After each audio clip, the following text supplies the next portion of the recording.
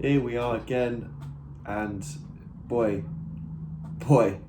it was. I feel like the whole week, from like I said last week, from Tuesday until last night at midnight, it was non-stop, non-stop sports, non-stop action going on, news. Yeah, and I knew this week would be a big one, and I was not disappointed. So let's just get stuck into it. I mean, so we started off. So last week was week one. I say week one. I'll get into it in a minute, but it's week one of the Premier League darts season. So it's been going on for a while now. So we've had Premier League darts used to be, or still is, a weekly tournament where all the best guys, the best 8 players before, all play each other, and they normally go around like a roadshow around the UK. They're playing Bournemouth or Nottingham or Brighton, or they even go to Cardiff and stuff like that. And it's normally like a big night out. You know, you got all the players in. It's quite a short format, so it doesn't go on for too long. So it's very entertaining. It's similar to the Premier League. You just go around, you play. You know, the best players playing each other each week, and it's like a big day out, and it culminates in a playoff system normally in the summer. So normally it's maybe 20 weeks long. Starts towards the autumn time, and it goes on throughout the new year, and it's like a longish tournament. But obviously, with COVID, they've had to shorten it and get quite creative. So what they've done this time is condense it, like big time, all into, now it's about 6 weeks. So they've actually decided to play all the knockout rounds in 2 separate weekly slots. So this past week they played a game every single day. So they've got 5 games out of the way already, without the world champion. So the world champion just won the championship on New Year's Day. Gerwyn Price, a former rugby player turns darts player, wins his first world championship. He gets COVID, like last week, the week before. So he's out for the whole tournament. Just pretty massive that someone of that stature could miss any sporting events, because I mean, a lot of guys miss like maybe one game. But so far in sports, I mean, Lewis Hamilton missed a race, but he'd already won the championship. We've had a few footballers miss games with COVID. I could be missing someone really obvious. Hit me up if you remember somebody. But this is, I mean, obviously darts being a smaller sport, of course, but the world champion of a sport unable to compete in that entire tournament, and it's one of the biggest tournaments for sure, on the calendar. So yeah, that was a fairly big deal. So they're just getting straight into it. So I've always really personally, anyway, darts has always been, always been one of my favourite sports since from a young age. I used to play it quite casually, and I took it, not seriously, but I was playing quite a lot casually, playing hours and hours a day. So I obviously really got into it for a while. A lot of my friends play it. So I've kind of been into it a lot more when Phil Taylor was around, the undisputed GOAT. And since he's retired, I've kind of been a little bit less into it, but I've always kept an eye on it because it's always something that I'm always really interested to watch. So that's been cracking on. Some interesting starts. It's going to get, like with a lot of things when they start off, it's kind of, everyone's kind of jostling for position early doors, but there's been 2 9-dart finishes in the week already. Now, one is pretty rare. So to have 2 on back-to-back nights shows, I think it's very condensed. I think now that some of the players, there's a lot more good players coming through. Obviously Phil Taylor, who was absolutely dominant for 25 years or so, he's moved out of the way. I think the quality's got better. Everyone's a lot more closely matched, and it helps that the best player of the last 10 years, Michael van Gerwen, has kind of fallen off form a bit. So it's really kind of brought the pack together. So darts is a very, it's come on a long way. Certainly from image and ability wise, the players now are just like, it's a very, very steep curve in terms of how much they've improved. So it's definitely worth going to. If you can get to a Premier League darts event or any darts event, they're always super fun. It's a good day out. People dress up, and it's a fun sport. You can always keep up with what's going on. It's not too tricky. Yeah, some of the semantics about how you finish, and that is might get a little bit much okay compared to other sports, baseball, etc. It's nothing like that, but it's super fun. Like, the energy's good. Some of the characters are really cool, and it's a great day out. So I'll definitely advise watching it if you can. Certainly going to one. Obviously when we're allowed, maybe later this year or next year. So jumping straight from that was obviously throughout the whole week. So on the weekend, the UFC was back again. They're really smashing through these events now. So we had the main event was supposed to be Marvin Vettori, Italian, against Darren Till, so the British guy who's had a shot at the world title a few years ago, came up short, had a bit of a dip in form, lost a few fights, but he's kind of working his way back. But he broke his collarbone, so in stepped Kevin Holland, Mr. Enigma himself. Fairly new to the UFC anyway. We tied the record last year for the most fights. So he fought 5 times in a year, which is, ask if you obviously anything you know about boxing, they don't fight that often. But UFC, MMA, they fight a little bit more frequently, but certainly not as often as 5. And he managed to win all 5. Most people's breakout fighter of the year. Came into this year on a big run of form, big excitement, big buzz. Cause he's quite a very entertaining fight. He's talking to the fighters as he's fighting. He's saying he was literally having conversations with the guys as he's fighting them. Very entertaining to watch. So Vettori managed to win a unanimous decision. Won all 5 rounds. I think there was a 10-8 in there, so that means there's a fairly dominant in one of the rounds. Holland, he looked better than he did. So Holland only fought 2 weeks ago. So he had the first fight of the year a couple of weeks ago. Managed to lose. Didn't look very impressive. Dana White wasn't very impressed with his performance. So after Darren Till dropped out, Kevin Holland was straight in there again to kind of right the wrongs of a couple of weeks ago. But I think for a couple of reasons, one being size. So the weight limit's 185. Vettori, who he fights, is rumoured to be around 210 pounds on fight day. So he's a very, very big middleweight. And Kevin Holland doesn't really cut any weight. So he's about 183. So he's not even, on fight day, he's right around the middleweight limit. Whereas Vettori is up to 30 pounds, 35 pounds, or 30 pounds heavier. So the size difference was evident. The skill difference, I think, was evident as well. I think Holland just wasn't quite at that level at this point. But his potential is quite high. If he gets his head down and adds some more skills, I think certainly adds some more size. So I think the size could be could be an issue as he goes on. That being said, so obviously Vettori, it's a good win, because a win is important in the UFC. He did dominate, but he wasn't a dazzling performance. So his stock, whilst it has got up, it hasn't shot right up in terms of a title shot against a man who beat him. His last loss, which was about 3 years ago, I think, against Israel Adesanya.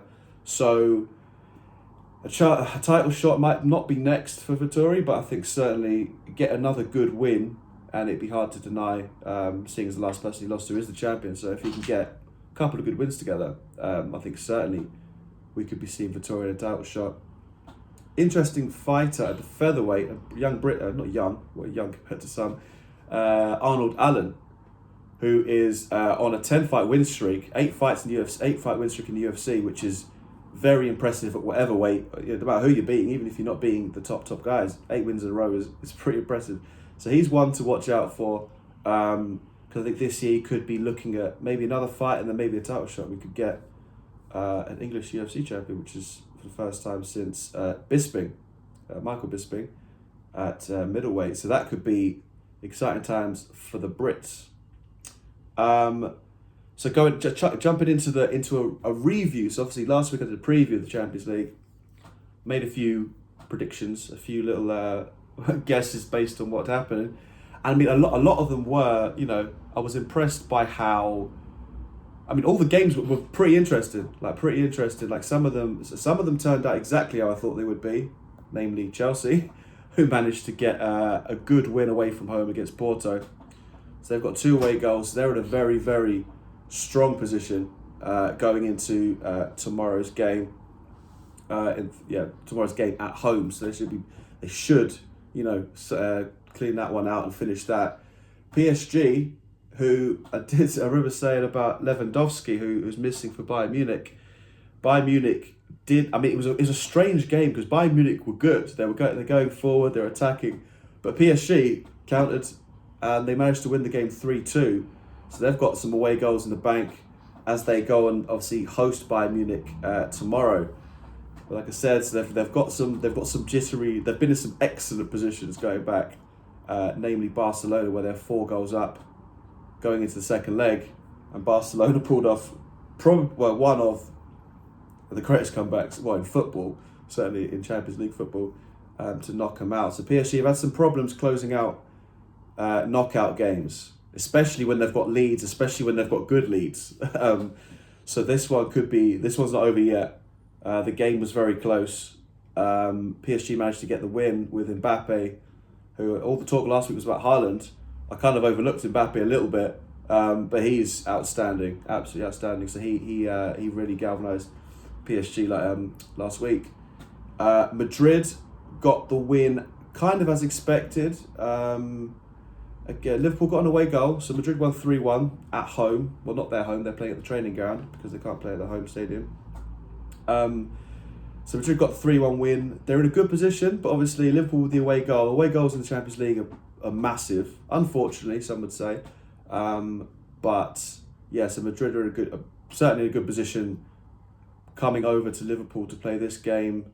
I would expect Madrid to get through in that one.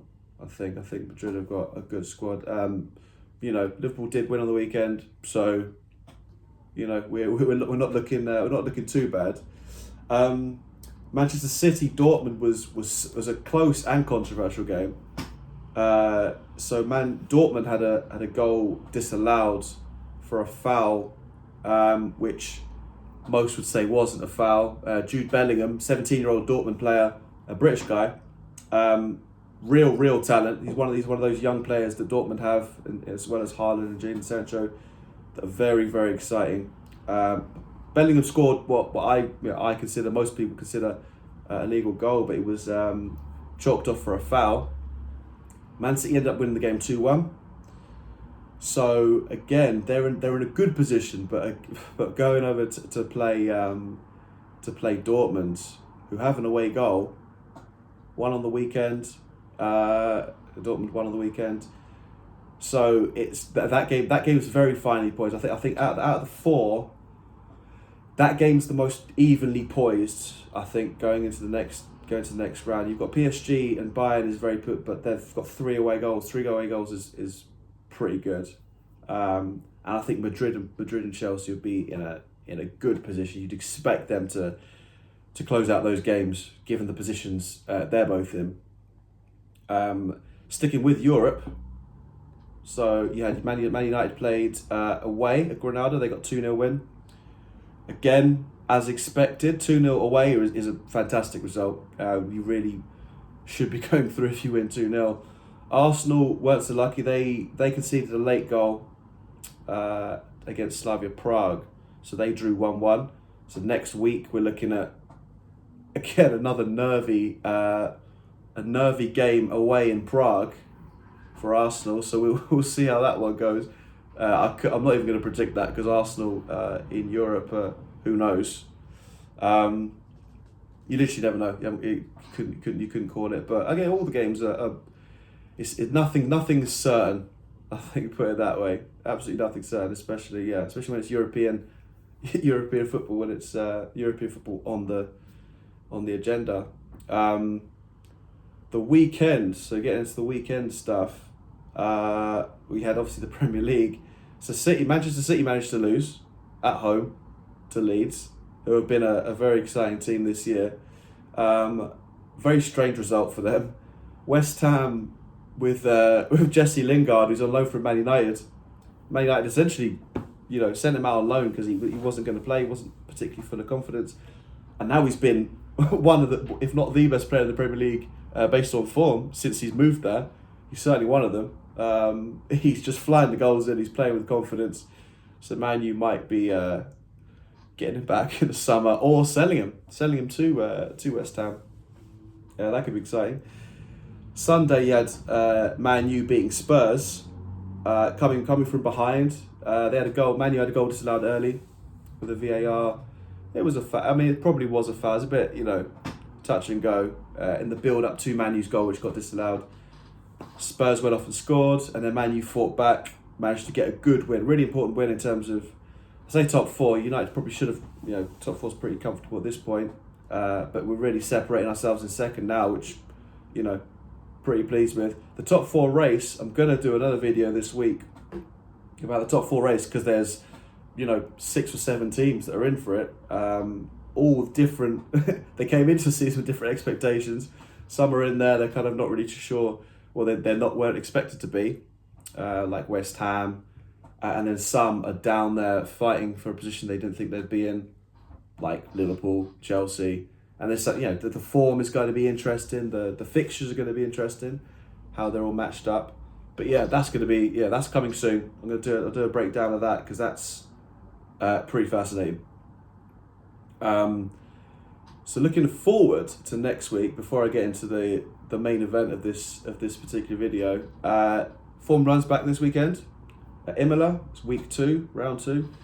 You got the Imola last year was a hard track to overtake. So I'll go into it more probably next week. But hard track to overtake. Mercedes won the race. Hamilton won the race last year. But Verstappen was pretty good last year. So Red Bull were good at that track last year. So given us how well they've started, you'd expect more of the same from Bahrain. Very close, but again, you won't know anything really until you see the practice. The practice will give you an idea of who's doing what. And then qualifying will be, okay, this is how we really, how much pace we really have. I'm not gonna call it. I don't think until mid season, I don't think we'll be able to call who's really good. Like I said last week, it's all been on the same track so far. So we're going to come to some tracks who are good for Red Bull, and there's some tracks who are good for Mercedes. So I think what we'll end up seeing is a good little flow of momentum for both teams, and I think each time the further the season goes on, the more development you're gonna see, and it's gonna get nice and close. So hopefully you're gonna get some early good performances, and then you're gonna see some good development, and then plenty of momentum changes. And as we've seen, this season already is looking like an all-timer. So I expect it to be as close at Imola for sure. So main event, Masters. Going into it, a few guys that caught my eye, and a few guys that I didn't think would do well personally. McIlroy didn't do well. He missed the cut, which is difficult. I mean, it's not difficult, but it's surprising for someone of his ability. But he's not in form. He really isn't playing particularly well. Changed one of his coaches. I think he's probably trying too much. The course was hard. It was a hard course to play this particular weekend. Early doors it was looking like some of the favourites were going to get there, but then mistakes happen, and some of the surprising underdogs came through. Starts up. Justin Rose. The first day was very, very difficult conditions. Justin Rose, not even a young Brit, a veteran Brit, absolutely smashed it. -7 on day one, led by 4. It's a massive lead. I think it's one of the biggest leads, one of the biggest day one leads. Yeah, he was looking very, very impressive. And obviously day 2, things changed. Golf changes so quickly, even if you play the same course, because they can move the pins around. Obviously the weather affects it. So day 2, it leveled out some more, because Rose lost that big lead he had quite early on, kind of stabilised things a little bit. Going into the weekend, so the cut, obviously the top, it varies how many players exactly, but there's a certain amount of players that can play the weekend. Everyone shows up, they play, and after 2 days, they cut X amount of players. There's normally between 50 or so players can play on the weekend, so that you can kind of condense the pairings. You can go out, 2 by 2 rather than 3 players going out in a group. You can have less players in the group, spread them out more, and everyone can play, in the same order. So you had Dustin Johnson, the champion, got cut. Rory McIlroy got cut. A lot of very good players got cut, and it was looking like it's going to be a very interesting weekend given who was coming into form. You had Will Zalatoris, who started playing his first Masters, looked nerveless, like he was really chugging along nicely. You had obviously Justin Rose had lost his lead, but he was still stabilised. Hideki Matsuyama was very solid throughout, not making too many mistakes. The leaderboard wasn't drastically changing. All the guys were kind of like shuffling in behind Justin Rose. Day 3 comes, and Matsuyama decides this is my tournament. So he shoots 7 under, flies to the top of the leaderboard for a 4-shot lead going into the last day. Which 4 shots, I mean, any lead isn't safe. Certainly in a Masters, certainly in a major championship. For your first major, I mean, I was thinking going into it as a good group behind him, that we're looking at, if one of them put together a good round, Justin Rose being one of them. Justin Thomas was in there as well, going into that last round. I was thinking, 4 shots is quite a lot to lose, and Matsuyama was playing pretty well. That did end up bearing fruit. He was fairly, keeping it fairly level. I think he lost a shot and he gained it back, but no one was really making a big run until the back 9, where Xander Schauffele, who was some people's favourites as well, he made 4 birdies in a row. Matsuyama, who was leading the whole way, led by as much as 6, which 6 really is a big lead, especially when you're actually on the course and you've got holes have been played. He had a big lead, so I think he started to kind of get comfortable, and then he hit his ball out of bed into the water. Xander Schauffele made some good putts. He got the lead down to 1, I think, at one point. And then at 16, which is often a dramatic stage, they had some holes in 1 there before. Schauffele hit his ball in the water, and that was it for him. In terms of trying to win the tournament, that was kind of it for him. And then you had young Will Zalatoris, who was making putts, got himself as the clubhouse leader, which means he's the first one to finish. He's got the best score, so technically he's winning so far because he's got signed his scorecard. He's got his score logged in. Then Matsuyama he made a very good putt, a very good chip and putt to kind of stabilise things. But then he made another bogey on the last, but it didn't matter. Had a big enough lead. I mean, luckily for him, he had a big lead because he made some errors like coming down the stretch. He was, I think he was 3 over in the last 5 holes. So he had a comfortable lead, then a very comfortable lead, and then it suddenly looked like we're actually going to get a Grand Slam finish, to it. So yeah, like great result for Matsuyama. It's his first major, first ever Japanese winner. And it's about time. I mean, one of his big things before was putting. He had a big, that was kind of the weakness of his game, if you like. But yeah, he looked, certainly in round 3, looked excellent. And I think he played very maturely into, certainly the front 9. He kind of kept his lead, didn't do anything too crazy. Had a kind of a bit of a falter on the back 9, but he had a big enough lead, but for certainly the most impressive I'd say obviously Matsuyama won. The next most impressive definitely was Zalatoris, who looked so composed, made a lot of good putts. His irons were brilliant, and playing his first Masters ended up 1 shot behind. So there's probably you can look at a few parts of the round where he made a better putt, or if Matsuyama got himself into more trouble, you could have really had a big story, because him winning would have been very impressive. So, Matsuyama, hats off to him, he did very well. Some of my picks, Cameron Smith and Patrick Reed both ended up in the top 10. They weren't ever really threatening winning. Patrick Reed had a good start. I think his 3rd round he fell apart a little bit. Him and Cam Smith were very good. Justin Thomas didn't quite get enough going. He again, top, I think just outside the top 20. He ended up pretty well. Some other picks, some of my punt picks didn't go so well. Adam Scott and Perez did not contend at all, and obviously Dustin Johnson missed the cut. So very, very interesting first round, first major rather of the year. So we're going to get them all in the right order now, hopefully. Because obviously last year they played. That's the reason why they only played the Masters in October, because they had to move it from this time last year, obviously, because COVID was in full effect at that point.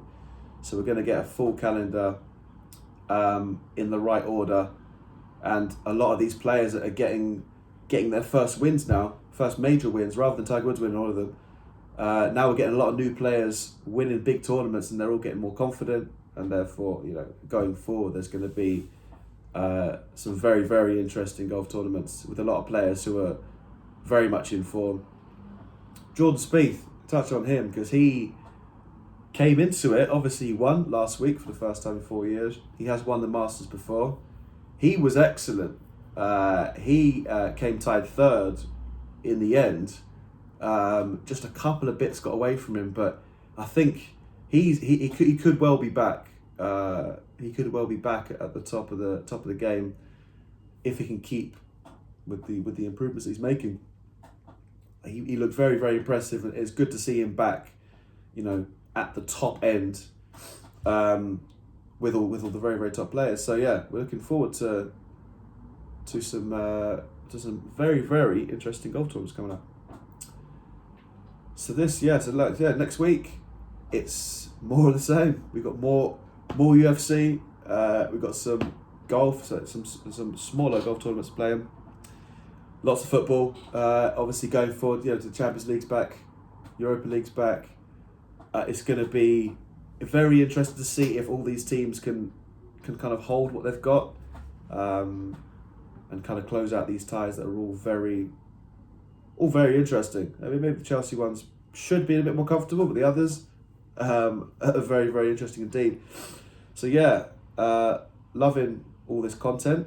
I'm going to get another couple of videos very soon, and we're just going to get more. We're going to get more expansive. We're going to get more ideas in there, and yeah, lots more to come. So yeah, hit the like. It's obviously massively appreciated. It's important.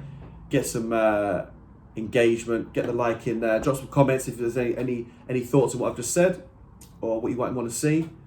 Subscribe, share it. People want to see it. Tell your mates about it. All that fun stuff. So yeah, cheers guys.